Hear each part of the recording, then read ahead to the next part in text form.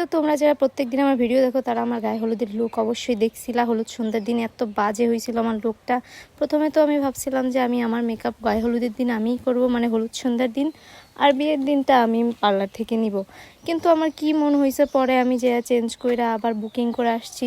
কিন্তু আমার গায়ে হলুদের লুক মা গো মা এত জঘন্য হয়েছিল, আমি বলে বোঝাইতে পারবো না।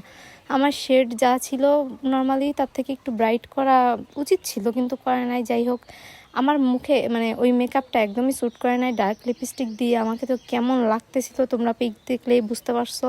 তো আজকে আমি মেকআপ লুক নিয়ে চলে আসছি। আমি আজকে নিজে করে দেখবো, লুকটা পুরো রিক্রিয়েট করব, যে দেখি আমার মেকআপ করা উচিত ছিল নাকি বুকিং করা ভুল করছি।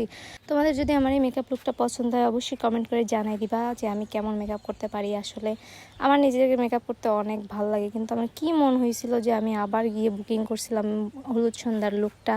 তো এবার মেকআপ ডান, আমার অর্নামেন্টস পরা হয়ে গেছে।